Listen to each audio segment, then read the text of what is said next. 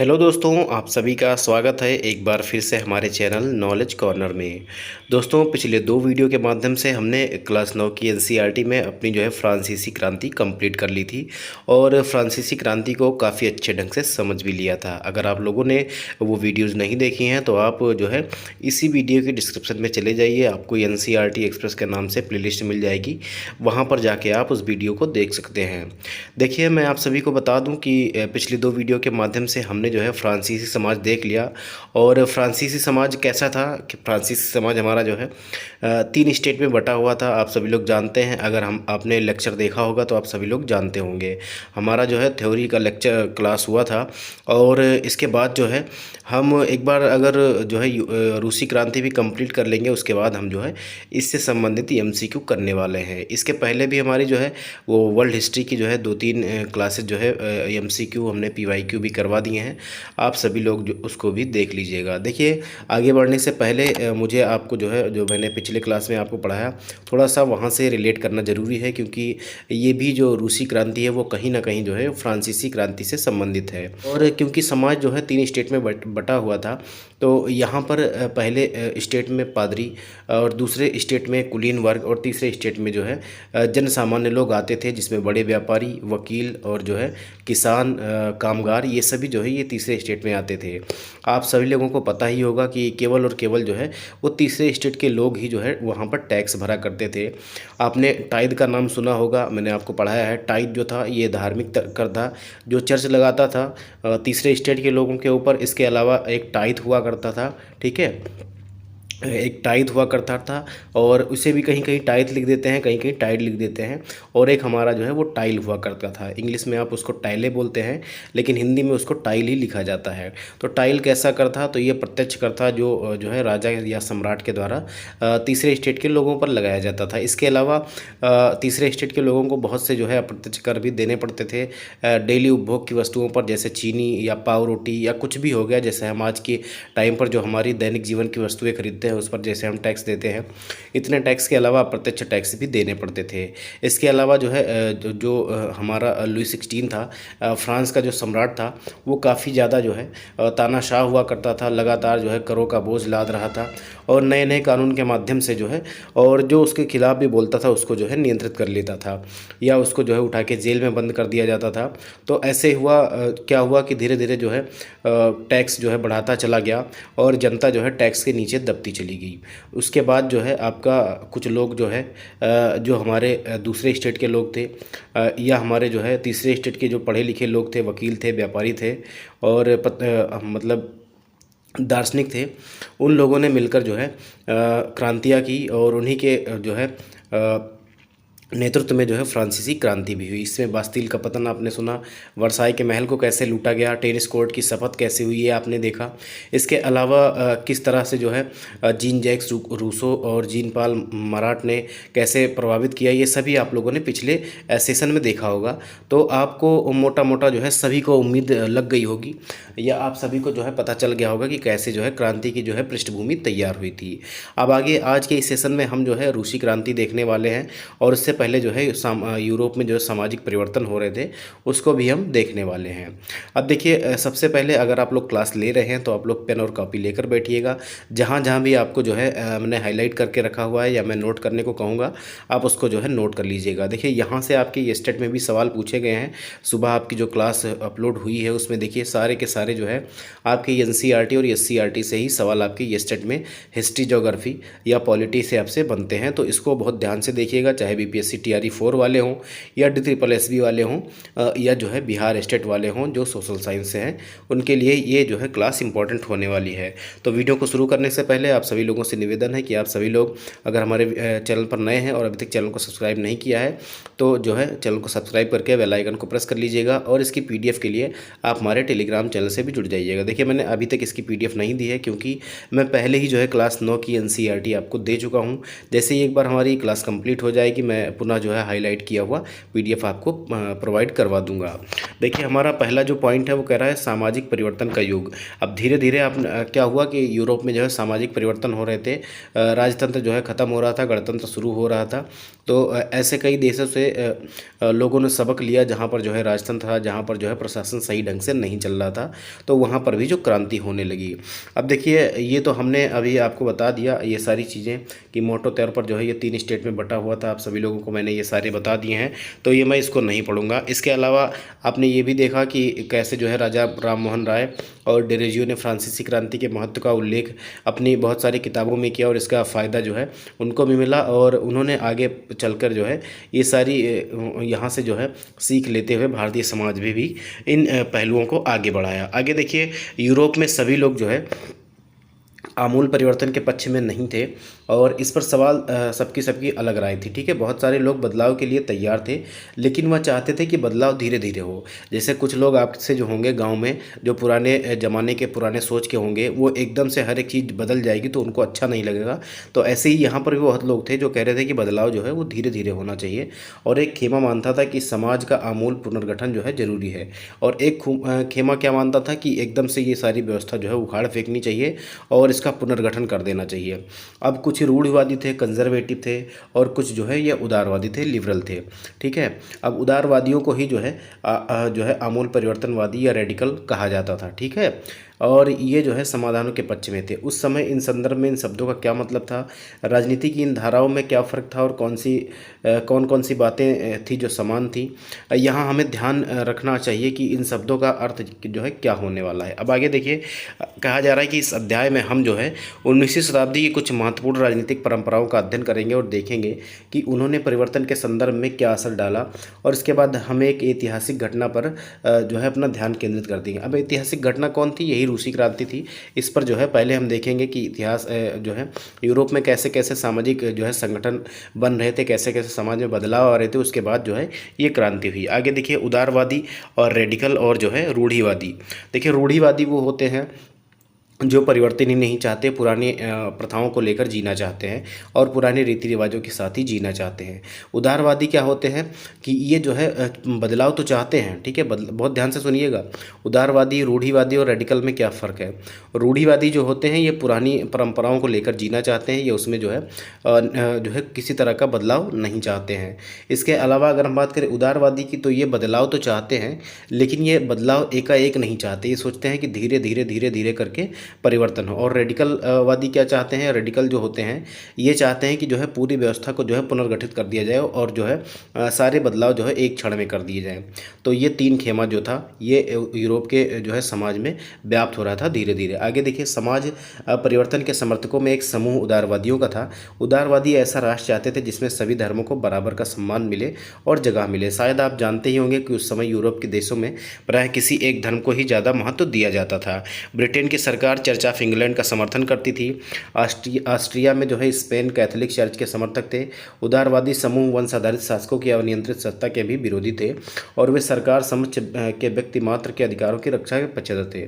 उनका कहना था कि सरकार को किसी के अधिकारों का हनन करने या उन्हें छीनने का अधिकार नहीं दिया जाना चाहिए, और यह समूह प्रतिनिधित्व पर आधारित एक ऐसी निर्वाचित सरकार के पक्ष में थे जो शासकों और अफसरों के प्रभाव से मुक्त और सुशिक्षित न्यायपालिका द्वारा स्थापित किए गए कानूनों के अनुसार शासन चलाए। और यह लोग जो है लोकतांत्रिक या डेमोक्रेट पर यह समूह जो है लोकतांत्रिक नहीं था। ठीक है, लोकतंत्रवादी नहीं था, डेमोक्रेटिक नहीं था। ये लोग सार्वभौम वयस्क मताधिकार यानी सभी नागरिकों को वोट देने के अधिकार के पक्ष में नहीं थे। देखिए, मैंने कहा ना कि ये जो है वो परिवर्तन धीरे धीरे चाह रहे थे। उनका मानना था कि वोट का अधिकार केवल संपत्ति धारकों को ही मिलना चाहिए, मतलब जिनके पास संपत्ति है उन्हीं को जो है वोट का अधिकार मिलना चाहिए। देखिए आगे, इसके विपरीत रेडिकल समूह के लोग ऐसी सरकार के पक्ष में थे जो देश की आबादी के बहुमत के समर्थन पर आधारित हो। इनमें से बहुत सारे लोग महिला मताधिकार के आंदोलन के भी समर्थक थे। उदारवादियों के विपरीत ये लोग बड़े जमींदार और संपन्न उद्योगपतियों को प्राप्त किसी भी तरह के विशेषाधिकारों के खिलाफ थे, और निजी संपत्ति के विरोधी नहीं थे, लेकिन केवल कुछ लोगों के पास संपत्ति के संकेंद्रण का भी विरोध जरूर करते थे। मतलब अगर गांव में 10 लोग हैं तो 2 ही लोगों के पास जो है सारी संपत्ति है, बाकी 8 लोगों के पास नहीं है, तो इसका ये लोग विरोध करते थे। रूढ़िवादी तबका रेडिकल और उदारवादी दोनों के खिलाफ था, मगर फ्रांसीसी क्रांति के बाद तो रूढ़िवादी भी बदलाव की जरूरत ज़रूरत को स्वीकार करने लगे थे। पुराने समय में यानी 18वीं शताब्दी में रूढ़िवादी आमतौर पर परिवर्तन के विचारों का विरोध करते थे, लेकिन 19वीं सदी तक आते आते वे भी मानने लगे कि कुछ परिवर्तन आवश्यक हो गया है, परंतु वह चाहते थे कि अतीत का सम्मान किया जाए, अर्थात अतीत को पूरी तरह जो है ठुकराया ना जाए और बदलाव की प्रक्रिया भी धीमी रहे। देखिए, फ्रांसीसी क्रांति के बाद पैदा हुई राजनीतिक उथल पुथल के दौरान सामाजिक परिवर्तन पर केंद्रित इन विविध विचारों के बीच जो है काफ़ी टकराव हुए और 19वीं जो है सदी में क्रांति और राष्ट्रीय कायांतरण की विभिन्न कोशिशों ने इन सभी राजनीतिक धाराओं की सीमाओं और संभावनाओं को स्पष्ट कर दिया। आगे देखिए, औद्योगिक समाज और सामाजिक परिवर्तन इसमें कैसे बदलाव हुए।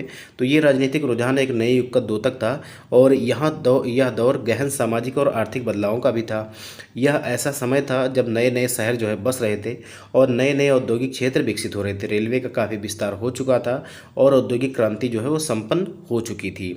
लगभग औद्योगिक क्रांति जो थी ये 17वीं शताब्दी में ही शुरू हो मतलब 18वीं शताब्दी में ही शुरू हो गई थी। ऐसा मोटा मोटा आप ये कह सकते हैं कि जो है 1750 से जो है ये शुरू हो गई थी, याद रखिएगा। तो आगे जो है हम जो है ये देखेंगे। औद्योगिकरण ने औरत, आदमियों और बच्चों को सबको जो है कारखानों में ला दिया और काम के घंटे यानी पाली बहुत लंबी होती थी और मजदूरी बहुत कम होती थी। बेरोजगारी आम समस्या थी। औद्योगिक वस्तुओं की मांग में जो है गिरावट आ गई। आगे देखिए, आगे क्या कहा जा रहा है, ये आपका जो है कुछ चित्र बने हुए हैं। और देखिए, बेरोजगारी और बढ़ जाती थी। शहर में तेज़ी से बसते और फैलते जा रहे थे। शहर जो है वो तेज़ी से बसते और फैलते जा रहे थे। क्यों बसते और फैलते जा रहे थे? क्योंकि लोग रोजगार की तलाश में शहर में ही आ रहे थे और इसीलिए जो है शहर फैलते जा रहे थे। इसलिए आवास और साफ सफाई का काम भी मुश्किल होता जा रहा था। उदारवादी और रेडिकल दोनों ही इन समस्याओं का हल खोजने में की कोशिश कर रहे थे। लगभग सभी उद्योग व्यक्तिगत स्वामित्व में थे, मतलब निजी वाले।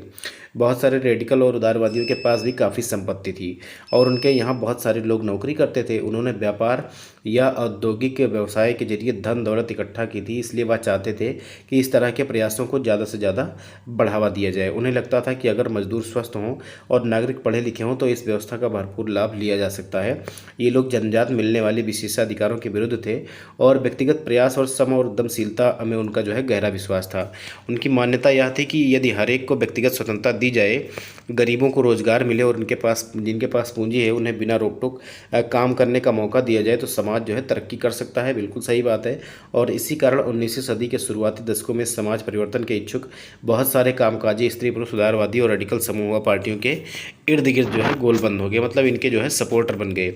आगे देखिए, यूरोप में 1815 में जिस तरह की सरकार बनी, उनसे छुटकारा पाने के लिए राष्ट्रवादी, उदारवादी और रेडिकल आंदोलनकारी क्रांति के पक्ष में थे। देखिए, ये तीनों जो है एक हो गए। फ्रांस, इटली, जर्मनी और रूस में तो ऐसे लोग क्रांतिकारी हो गए और जो है राजाओं के तख्ता पलट करने का प्रयास करने लगे। राष्ट्रवादी कार्यकर्ता क्रांति के जरिए ऐसे राष्ट्रों की स्थापना करना चाहते थे जिनमें सभी नागरिकों को समान अधिकार प्राप्त हो। अब यहाँ से आपसे पूछ सकता है कि राष्ट्रवादी कार्यकर्ता जो है ये कैसे राष्ट्र की स्थापना करना चाहते थे। तो ये ऐसे राष्ट्र की स्थापना करना चाहते थे जिनमें जो है सभी नागरिकों को समान अधिकार मिले। याद रखिएगा, 1815 के बाद इटली के राष्ट्रवादी जो है ग्यूसेप मेज़नी का आपने नाम सुना होगा।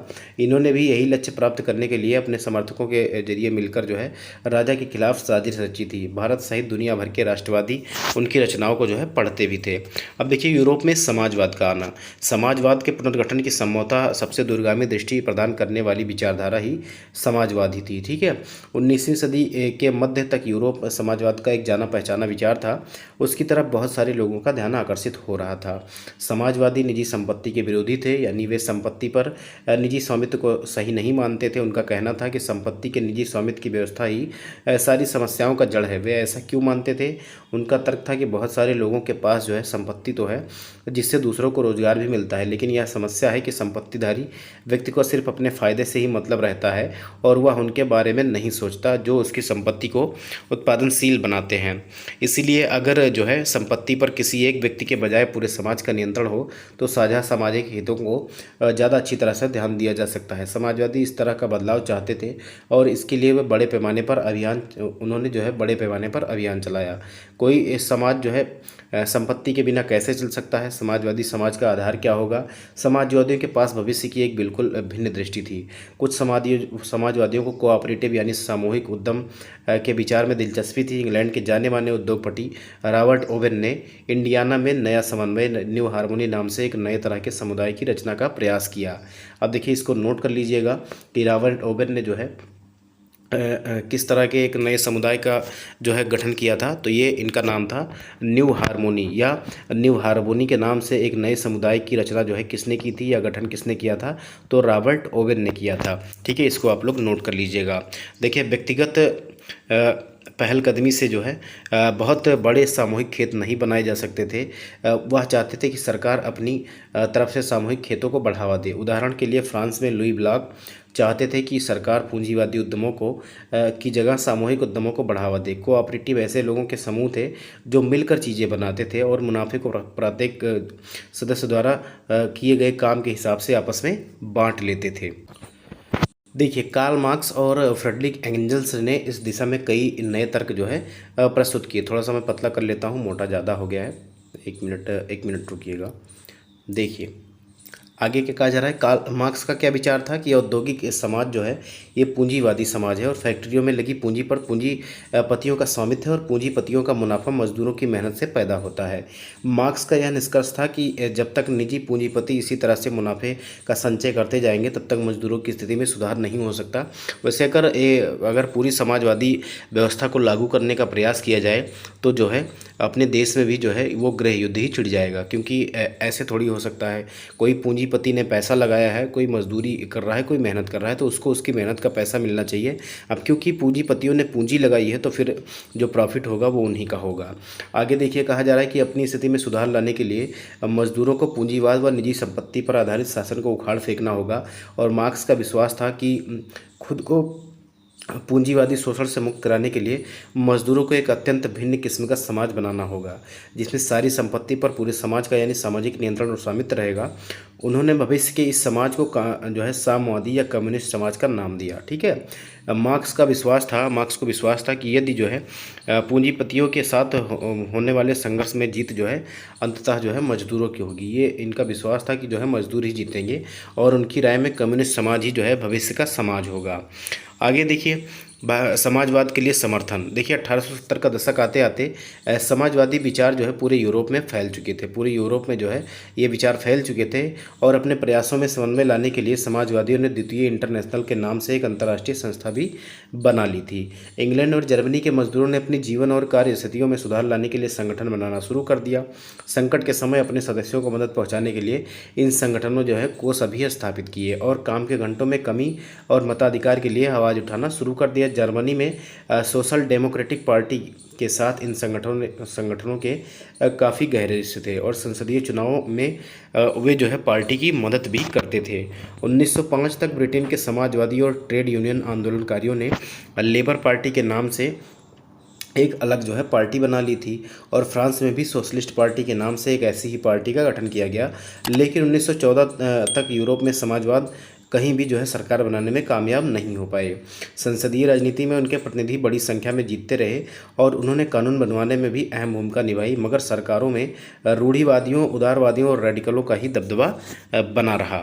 आगे देखिए, आगे क्या कहा जा रहा है। अब रूसी क्रांति अगले पॉइंट में हम देखेंगे और रूसी क्रांति क्या हुई, कैसे इसकी पृष्ठभूमि तैयार हुई, ये इस अध्याय में हम देखने वाले हैं।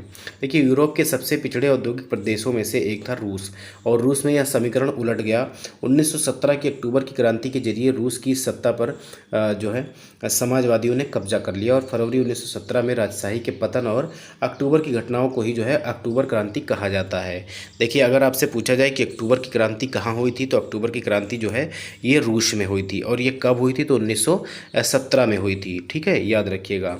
देखिए, आगे कहा जा रहा है ऐसा कैसे हुआ, क्रांति के समय रूस के सामाजिक और राजनीतिक हालात कैसे थे।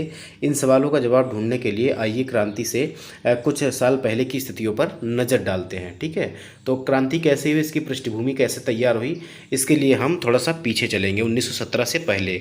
अब देखिए, 1914 की बात यहाँ पर हो रही है। 1914 में रूस और उसके पूरे साम्राज्य पर जार निकोलस द्वितीय, ठीक है, ये इंपॉर्टेंट है कि रूस का जो है जार कौन था, तो ये जो है यह शासक कौन था, तो जार निकोलस द्वितीय था।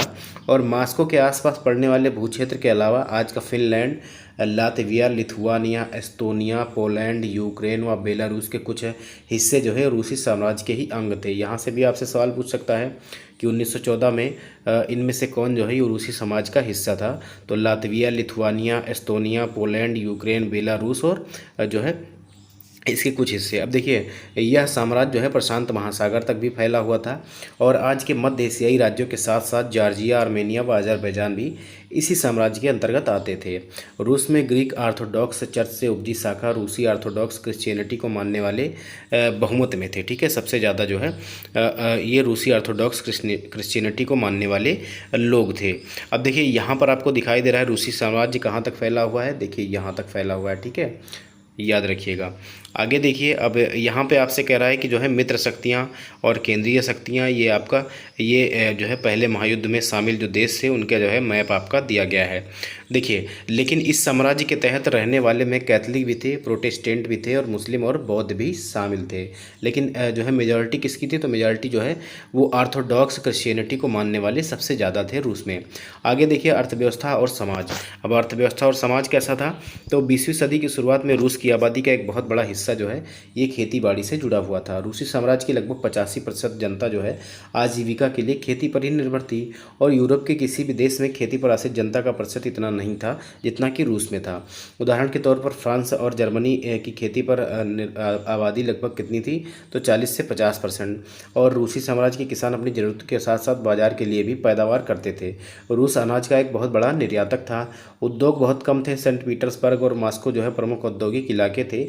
हालांकि ज़्यादातर उत्पादन जो है कारीगर ही करते थे, लेकिन कारीगरों की वर्कशॉपों के साथ साथ बड़े बड़े कल कारखाने भी मौजूद थे। बहुत सारे कारखाने 1890 के दशक में चालू हुए थे, जब रूस के रेल नेटवर्क को फैलाया जा रहा था। उसी समय रूसी उद्योगों में विदेशी निवेश भी तेज़ी से बढ़ा था। अब आगे देखिए, इन कारकों के चलते कुछ ही सालों में रूस के कोयला उत्पादन में दुगना और स्टील उत्पादन में 4 गुना वृद्धि हुई थी। 4 गुना वृद्धि हुई थी। और सन 1900 तक कुछ इलाकों में तो कारीगरों और कारखाना मजदूरों की संख्या लगभग बराबर हो चुकी थी। ज़्यादातर कारखाने उद्योगपतियों की निजी संपत्ति थे। मजदूरों को न्यूनतम वेतन मिलता रहे और काम की पाली के घंटे निश्चित हों, इस बात का ध्यान रखने के लिए सरकारी विभाग बड़ी फैक्ट्रियों पर नज़र रखते थे। लेकिन फैक्ट्री इंस्पेक्टर भी नियमों के उल्लंघन को रोक पाने में नाकामयाब रहते थे और कारीगरों की इकाइयों और वर्कशॉपों में काम की एक पाली प्रायः 15 घंटे तक खींच जाती थी, जबकि कारखानों में मजदूर आमतौर पर 10 से 12 घंटे की पालियों में काम करते थे। मजदूरों के रहने के लिए भी कमरों से लेकर डॉर्मेटरी की तरह तरह की जो है डॉर्मेटरी भी इसकी व्यवस्था भी मौजूद थी। सामाजिक स्तर पर मजदूर जो है बटे हुए थे। कुछ मजदूर अपने मूल गांव के साथ साथ अभी जो है इनके गहरे संबंध थे और बहुत सारे मजदूर अस्थायी रूप से शहरों में ही बस चुके थे। इनके बीच योग्यता और दक्षता के स्तर पर भी काफ़ी फर्क था। सेंट पीटर्सबर्ग के एक धातु मजदूर ने कहा, धातुकर्मी मजदूरों में खुद को साहब मानते हैं। ठीक है, धातुकर्मी मजदूरों में खुद को जो है साहब मानते हैं और उनके काम में ज़्यादा प्रशिक्षण और निपुणता की ज़रूरत जो रहती है।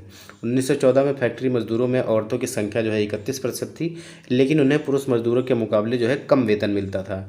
मर्दों की तनख्वाह के मुकाबले आधे से 3/4 तक वेतन इनको मिलता था और मजदूरों के बीच मौजूदा फासला उनके पहनाव और व्यवहार में भी साफ दिखाई देता था। यद्यपि कुछ मजदूरों ने बेरोजगारी या आर्थिक संकट के समय एक दूसरे की मदद करने के लिए संगठन बना लिए थे, लेकिन ऐसे संगठन बहुत ही कम थे। ठीक है, अब यहाँ पर देखिए, आपको एक चित्र दिखाया जा रहा है कि ये एक जो है डॉर्मेट्री थी, याद रखिएगा, क्रांति के पहले ही। और यहाँ पर लोग जो है वो पालियों में सोते थे। जब जिसका जो है काम करने का टाइम आता था वो काम करने चला जाता था और यहाँ जो है ये आके सो जाते थे जिनकी जो है छुट्टी होती थी। और केवल इतनी कम जगह थी कि ये अपने परिवार को भी साथ नहीं रख पाते थे और यहीं सोते थे और यहीं ये काम करने पे लग जाते थे। और ये धीरे धीरे जो है ये पृष्ठभूमि जो है क्रांति के लिए तैयार हो रही थी। देखिए, इन विभेदों के बावजूद जब किसी को सरकारी जो है नौकरी से निकाल दिया जाता या उन्हें मालिकों से कोई शिकायत होती तो मजदूर एकजुट होकर हड़ताल भी कर देते थे। 1896-97 के बीच कपड़ा उद्योग में और 1902 में धातु उद्योग में ऐसी हड़तालें काफ़ी बड़ी संख्या में आयोजित की गई थी। देहात की ज़्यादातर ज़मीन पर किसान खेती करते थे, लेकिन विशाल संपत्तियों पर सामंतों, राजशाही और ऑर्थोडॉक्स चर्च का जो है कब्जा हुआ करता था। मजदूरों की तरह किसान भी बटे हुए थे। किसान बहुत धार्मिक स्वभाव के थे। इक्का दुक्का अपवादों को छोड़ दिया जाए तो वे सामंतों और नवाबों का बिल्कुल सम्मान नहीं करते थे। नवाबों और सामंतों को जो सत्ता और हैसियत मिली हुई थी वह लोकप्रियता की वजह से नहीं, बल्कि जार के प्रति उनकी निष्ठा और सेवाओं के बदले में मिली थी। यहाँ की स्थिति फ्रांस जैसी नहीं थी। मिसाल के तौर पर फ्रांसीसी क्रांति के दौरान ब्रिटेनी के किसान न केवल नवाबों नवाबों का सम्मान करते थे, बल्कि नवाबों को बचाने के लिए बाकायदा लड़ाइयाँ भी लड़ते थे। लेकिन इसके विपरीत रूस में कैसा था कि रूस के किसान जो है वो नवाबों की ज़मीन छीन कर किसानों में बांट दी जाए, ये चाहते थे। बहुधा हुआ लगान भी नहीं चुकाते थे। कई जगह तो जमींदारों की हत्या भी की जा चुकी थी। 1902 में दक्षिणी रूस में ऐसी घटनाएं बड़े पैमाने पर घटी और 1905 में जो है पूरे रूस में ही ऐसी घटनाएं घटी। देखिए, रूसी किसान यूरोप के बाकी किसानों के मुकाबले एक और लिहाज से भिन्न थे। यहाँ के किसान समय समय पर सारी ज़मीन को अपने कम्यून या मीर को सौंप देते थे। फिर कम्यून ही प्रत्येक परिवार को ज़रूरत के हिसाब से ज़मीन बांटता था। ठीक है, जैसे इनका एक मुखिया होता था, उसको ये जो है समय समय पर पूरी ज़मीन जो है दे दिया करते थे। और फिर ये जो है कम्यून सबके परिवार की ज़रूरत है, मतलब जिसके ज़्यादा परिवार है उसको ज़्यादा ज़मीन, और जिसके कम परिवार है उसको कम ज़मीन, इस हिसाब से जो है ज़मीन का बंटवारा भी कर दिया जाता था। आगे देखिए, यहाँ पर क्या लिखा हुआ है। देखिए, ये इम्पॉर्टेंट नहीं है तो इसको हम छोड़ देते हैं।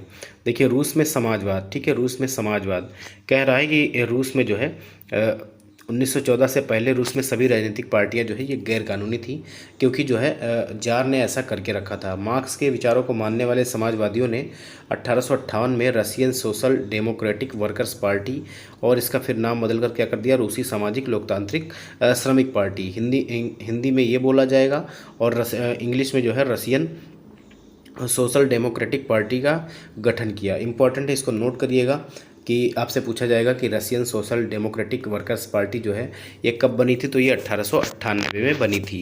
देखिए, सरकारी आतंक के कारण इस पार्टी को गैर कानूनी संगठन के रूप में काम करना पड़ता था, और इस पार्टी का एक अखबार निकलता था, उसने मजदूरों को संगठित किया था और हड़ताल आदि कार्यक्रम आयोजित किए जाते थे। कुछ रूसी समाजवादियों को लगता था कि रूसी किसान जिस तरह समय समय पर ज़मीन बांटते हैं, उससे पता चलता है कि वह स्वाभाविक रूप से समाजवादी भावना वाले हैं। इसी के आधार पर उनका मानना था कि रूस में मजदूर नहीं बल्कि किसान ही जो है क्रांति की मुख्य शक्ति बनेंगे, वे क्रांति का नेतृत्व करेंगे, और बाकी जो है देशों के मुकाबले लोग जल्दी जो है समाजवादी रूस जो है ये जल्दी जो है समाजवादी देश बन जाएगा। 19वीं सदी के आखिर में रूस के ग्रामीण इलाकों में समाजवाद जो है काफ़ी ज़्यादा सक्रिय हो चुका था, और सन 1900 में सोशलिस्ट रिवोल्यूशनरी पार्टी या समाजवादी क्रांतिकारी पार्टी का गठन कर लिया गया। ठीक है, यहाँ पर ग्रामीण इलाकों में एक पार्टी बन गई, और ये कब बनी, 1900 में बनी, इसको भी नोट करिएगा। सोशलिस्ट रिवोल्यूशनरी पार्टी जो है कब बनी, तो ये 1900 में बनी थी। किसानों के अधिकार के लिए संघर्ष किया इस पार्टी ने, और सावंतों के कब्जे वाली ज़मीन फ़ौरन किसानों को सौंपी जाए, इन्होंने ऐसी मांग थी। अब किसानों के सवाल पर सामाजिक लोकतंत्रवादी खेमा जो समाजवादी क्रांतिकारियों से सहमत नहीं था, और लेनिन का मानना था कि किसानों में एकजुटता नहीं है। ठीक है, वे बटे हुए हैं, कुछ किसान गरीब थे तो कुछ अमीर थे, कुछ मजदूरी करते थे तो कुछ पूंजीपति थे जो नौकरों से खेती करवाते थे। इन आपसी विभेदों के चलते वे सभी समाजवादी आंदोलन का हिस्सा नहीं हो सकते थे। सांगठनिक रणनीति के सवाल पर पार्टी में जो है गहरे मतभेद थे, और व्लादिमीर लेनिन जो है बोल्शेविक खेमे के जो है मुखिया थे, बोल्शेविक पार्टी के जो है नेता थे, ये सोचते थे कि जार शासित रूस जैसे दमनकारी समाज में पार्टी अत्यंत जो है ये अनुशासित होनी चाहिए, और अपने सदस्यों की संख्या व स्तर पर इनका जो है पूरा नियंत्रण होना चाहिए। दूसरा खेमा जो मैन सेविक था, ये जो है इसमें जो है अनुशासन की कोई ज़रूरत नहीं थी। ये जो है पार्टी में सभी को सदस्यता दे रहा था और लगातार जो है संख्या जो है बढ़ा रहा था।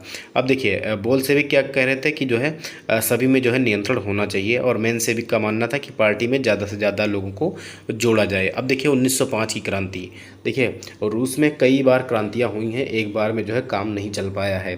देखिए उथल पुथल का समय 1905 की क्रांति। रूस एक निरंकुश राजशाही था, और अन्य यूरोपीय शासकों के विपरीत 20वीं सदी की शुरुआत में भी जार राष्ट्रीय संसद के अधीन नहीं था। उदारवादियों ने इस स्थिति को खत्म करने के लिए बड़े पैमाने पर मुहिम चलाई। 1905 की क्रांति के दौरान उन्होंने जो है संविधान की रचना के लिए सोशल डेमोक्रेट और समाजवादी क्रांतिकारियों को साथ लेकर किसानों और मजदूरों के बीच काफ़ी काम किया। रूसी साम्राज्य के तहत उन्हें राष्ट्रवादियों और इस्लाम के आधुनिकीकरण के समर्थक देखे, जदीदियों, ठीक है, या जेडीडिस्ट इंग्लिश में कहते हैं। अब यहाँ से आपसे सवाल बन सकता है कि जो है जदीदी कौन थे, ठीक है, या जदीदी किसे कहा जाता था। तो ये जो है आधुनिकीकरण के समर्थक जो है, जो मुस्लिम बहुल थे या मुसलमान जो थे, उनको जो है जेडीडिस्ट कहा जाता था। ठीक है, तो इसको भी आप लोग याद रखिएगा, इसको नोट कर लीजिएगा। अभी तक यहाँ से सवाल नहीं बना है और सवाल बन सकता है। देखिए इनका भी समर्थन इनको मिल रहा था। देखिए रूसी मजदूरों ने 1904 का जो है इनके लिए साल जो है काफ़ी बुरा रहा। ज़रूरी चीज़ों की कीमतें इतनी तेज़ी से बढ़ी कि वास्तविक वेतन में 20% तक की गिरावट आ गई और उसी समय मजदूर संगठनों की सदस्यता में भी तेज़ी से वृद्धि हुई। 1904 में ही गठित की गई असेंबली ऑफ रशियन वर्कर्स जो है के 4 सदस्यों को पुतिलोव आयरन वर्क्स में उनकी नौकरी से हटा दिया गया और मजदूरों ने आंदोलन छेड़ने का ऐलान कर दिया। अगले कुछ दिनों के भीतर ही सेंट पीटर्सबर्ग के 1,10,000 से ज़्यादा मजदूर काम के जो है घंटे घटाकर 8 घंटे किए जाने, वेतन में वृद्धि और कार्यस्थितियों में सुधार के लिए मांग करते हुए हड़ताल पर चले गए। ठीक है, अब इसको याद रखिएगा, काफ़ी इंपॉर्टेंट है, यहाँ से आपके सवाल जो है बनाए जा सकते हैं। देखिए, इसी दौरान जब पादरी गैपोन के नेतृत्व में मजदूरों का एक जुलूस जो है विंटर पैलेस पहुंचा। अब यहाँ से सवाल आपका क्या बनेगा कि विंटर पैलेस जो है मजदूरों का एक जुलूस जो निकल रहा था उसका जो है नेता कौन था। ठीक है, तो ये पादरी जो है या फादर गैपोन या पादरी गैपोन जो है इसके नेता थे। और इसी दौरान मजदूरों का एक जुलूस जब विंटर पैलेस पहुंचा जो जार का महल था, तो पुलिस और जो है कोसैक्स ने जो है मजदूरों पर हमला बोल दिया और इस घटना में 100 से ज़्यादा मजदूर मारे गए और लगभग 300 से ज़्यादा जो है घायल हो गए। इतिहास में इस घटना को जो है खूनी रविवार की घटना के नाम से जाना जाता है। ठीक है, खूनी रविवार की घटना के नाम से जाना जाता है और ये जो है 1905 में हुई थी। याद रखिएगा, खूनी रविवार की घटना कब हुई थी, तो ये 1905 में हुई थी और 1905 की क्रांति की शुरुआत इसी घटना से मानी जाती है। सारे देश में हड़तालें होने लगी जब नागरिक स्वतंत्रता के अभाव का विरोध करते हुए विद्यार्थी अपने कक्षाओं का बहिष्कार करने लगे तो विश्वविद्यालय भी बंद कर दिए गए। वकीलों, डॉक्टरों, इंजीनियरों और मध्यवर्गीय कामगारों ने संविधान सभा के गठन की मांग करते हुए यूनियन ऑफ यूनियंस की स्थापना कर दी। तो इन्होंने जो है संविधान सभा की मांग करते हुए किस चीज़ की स्थापना की, तो यूनियन ऑफ यूनियंस की जो है स्थापना कर दी। ठीक है, अब यहाँ पर देखिए जदीदी कह रहा है, जदीदी कौन थे, तो जदीदी जो थे ये रूसी साम्राज्य में सक्रिय जो है मुस्लिम सुधारवादी थे। याद रखिएगा। आगे देखिए, आगे क्या कहा जा रहा है कि 1905 की क्रांति के दौरान जार ने एक निर्वाचित परामर्शदाता संसद या ड्यूमा के गठन पर अपनी सहमति दे दी। अब क्रांति के समय जो है कुछ दिन तक फैक्ट्री मजदूरों की बहुत सारी ट्रेड यूनियन और फैक्ट्री कमेटियां भी अस्तित्व में रहीं और 1905 के बाद ऐसी ज़्यादातर कमेटियां और यूनियनें अनधिकृत रूप से काम करने लगी क्योंकि उन्हें गैर कानूनी घोषित कर दिया गया था। राजनीतिक गतिविधियों पर भारी पाबंदियां लगा दी गई थी। जार ने पहली ड्यूमा को मात्र जो है 75 दिन के अंदर जो है बर्खास्त कर दिया। देखिए, याद रखिएगा, पहली ड्यूमा को जो है 75 दिन के अंदर बर्खास्त कर दिया, दूसरी ड्यूमा को जो है ये 3 महीने के अंदर भी बर्खास्त कर दिया। ये ड्यूमा क्या होती थी, संसद ही होती थी एक प्रकार की, जिसमें जो है सभी लोग बैठकर चर्चा करते थे। किसी तरह की जवाबदेही या अपनी सत्ता पर किसी तरह का अंकुश नहीं चाहता था कौन, जार निकोलस। ठीक है, उसने मतदान कानूनों में फेरबदल करके तीसरी ड्यूमा में रूढ़िवादी राजनेताओं को भर डाला। उदारवादियों और क्रांतिकारियों को जो है बाहर रखा गया। आगे देखिए, पहला विश्व युद्ध और रूसी साम्राज्य। अब 1914 में 2 यूरोपीय गठबंधनों के बीच जो है युद्ध छिड़ गया। एक खेमे में जर्मनी और ऑस्ट्रिया और तुर्की थे, जिसे हम केंद्रीय शक्तियाँ बोलते हैं। इसमें जर्मनी, ऑस्ट्रिया और तुर्की, तो दूसरे खेमे में फ्रांस, ब्रिटेन व रूस थे। ठीक है, बाद में इसमें इटली और रोमानिया भी शामिल हो गए थे। इन सभी देशों के पास विशाल वैश्विक साम्राज्य थे, इसीलिए यूरोप के साथ साथ यह युद्ध यूरोप के बाहर भी फैल गया था। इसी युद्ध को जो है पहला विश्व युद्ध कहा जाता है। देखिए, इस युद्ध को शुरू में रूसियों का काफ़ी समर्थन मिला, जनता ने जार का साथ दिया, लेकिन जैसे जैसे युद्ध लंबा खिंचता चला गया, जार ने ड्यूमा में मौजूद मुख्य पार्टियों से सलाह लेना छोड़ दिया और उसके प्रति जनसमर्थन कम होने लगा। जर्मनी विरोधी भावनाएं दिनों दिन बलवती होने लगीं और जर्मनी विरोधी भावनाओं के कारण ही लोगों ने सेंट पीटर्सबर्ग का नाम बदलकर जो है पेट्रोग्राद जो है रख दिया था, क्योंकि सेंट पीटर्सबर्ग एक जर्मन नाम था। जारीना जो कि जार की पत्नी थी, उन्हीं के नाम पर जो है ये नाम रखा गया था। देखिए, जारीना और अलेक्जेंड्रा के जर्मन मूल का होने के कारण जो है उसके घटिया सलाहकारों, खासतौर पर रासपुतिन नामक एक सन्यासी ने राजशाही को और अलोकप्रिय बना दिया। प्रथम विश्व युद्ध के बाद जो है पूर्वी मोर्चे पर चल रही लड़ाई और पश्चिमी मोर्चे की लड़ाई से भिन्न था। पश्चिम में सैनिक पूर्वी फ्रांस और सीमा पर बनी खाइयों से लड़ रहे थे, जबकि पूर्वी मोर्चे पर सेना ने काफ़ी बड़ा फासला तय कर लिया था। इस मोर्चे पर बहुत सारे सैनिक मौत के मुँह में जा चुके थे और सेना की पराजय ने रूसियों का जो है मनोबल तोड़ दिया। 1914 से 1916 के बीच जर्मनी और ऑस्ट्रिया में रूसी सेनाओं को जो है भारी पराजय झेलनी पड़ी थी। ठीक है, 1917 तक जो है 1917 तक 70 लाख लोग मारे जा चुके थे और पीछे हटती रूसी सेनाओं ने रास्ते में पड़ने वाली फसलों इमारतों को भी नष्ट कर डाला ताकि दुश्मन से की सेना वहां टिक ही ना सके। फसलों और इमारतों के विनाश में रूस में 30 लाख से ज़्यादा लोग जो है शरणार्थी हो गए और इन हालात ने सरकार और जार दोनों को अलोकप्रिय बना दिया। सिपाही भी युद्ध से तंग आ चुके थे और वे लड़ना नहीं चाहते थे। मुख्यतः जो है जनता क्रांति के लिए सोच भी रही थी और एक बार 1905 में क्रांति भी हुई और दोबारा जब मामला थोड़ा ठंडा पड़ा तो इन्होंने क्या किया, ड्यूमा को भी बर्खास्त कर दिया, पहले दूसरी और तीसरी ड्यूमा को भी। इसके बाद जो है लगातार जो है लड़ाई लड़ रहे थे, लड़ाई तो लड़ ही रहे थे, लड़ाई लंबी खिंच गई, इससे भी जनता नाराज़ हो चुकी थी क्योंकि जब लड़ाई होती है तो आपको जो है काफ़ी ज़्यादा पैसे की ज़रूरत होती है, खाने पीने की ज़रूरत होती है, कपड़े की ज़रूरत होती है और ये सभी जो है जनता से ही लिया जा रहा था टैक्स के रूप में। इसके बाद जो है जब सेना पीछे लौटने लगी, जब सेना हारने लगी तो इन्होंने फसलों को भी नष्ट कर दिया, आवासों को भी नष्ट कर दिया ताकि जो है जो दूसरे देश के सैनिक हैं वहाँ टिक न पाएँ। तो इससे भी जो है लगभग 30 लाख से ज़्यादा लोग जो है वो भी शरणार्थी हो चुके थे और जो है लगातार हो रही लड़ाइयों से आपके सैनिक भी जो है वो थक गए थे। आगे देखिए युद्ध से भी उद्योगों पर बुरा असर पड़ा। रूस के अपने उद्योग तो वैसे भी बहुत कम थे, अब तो बाहर से मिलने वाली आपूर्ति भी बंद हो गई क्योंकि बाल्टिक समुद्र में जिस रास्ते से विदेशी औद्योगिक सामान आता था उस पर जो है जर्मनी का कब्जा हो चुका था और यूरोप के बाकी देशों के मुकाबले रूस के औद्योगिक उपकरण ज़्यादा तेज़ी से बेकार होने लगे। 1916 तक रेलवे लाइन टूटने लगी, अच्छी सेहत वाले मर्दों को युद्ध में झोंक दिया गया, देश भर में मजदूरों की कमी पड़ने लगी और ज़रूरी सामान बनाने वाली छोटी छोटी वर्कशॉप भी जो है बंद होने लगी। ज़्यादातर अनाज जो है सैनिकों का पेट भरने के लिए मोर्चे पर भेजा जाने लगा। शहरों में रहने वालों के लिए रोटी और आटे की किल्लत पैदा हो गई और 1916 की सर्दियों में रोटी की दुकानों पर अक्सर जो है दंगे होने लगे, किसके लिए, खाने के लिए। अब आगे जो है हम देखेंगे पेट्रोग्राद में फरवरी की क्रांति, लेकिन हमारा सेशन क्योंकि काफ़ी ज़्यादा लंबा हो चुका है तो हम अगले सेशन में इसको ख़त्म कर लेंगे। तो आज के सेशन में दोस्तों यहीं तक, उम्मीद करता हूँ कि सेशन आपको पसंद आया होगा। जो जो चीज़ें मैंने आपको बताने का प्रयास किया है वो आप लोग समझे होंगे और नोट भी कर लिए होंगे। जैसे ही एक बार रूसी क्रांति ख़त्म होती है वैसे ही इनसे संबंधित हम कम से कम जो है 100 MCQ करेंगे ताकि आपका जो है एकदम से जो है MCQ के माध्यम से आपका जो है कॉन्सेप्ट जो है क्लियर हो जाए। तो आप सभी लोग जो है वीडियो को अपना प्यार दीजिएगा, कमेंट करिएगा और लाइक ज़रूर करिएगा, शेयर भी करिएगा, चैनल को सब्सक्राइब जरूर करिएगा। मिलते हैं अगले वीडियो में, तब तक के लिए जय हिंद, जय भारत, नमस्कार।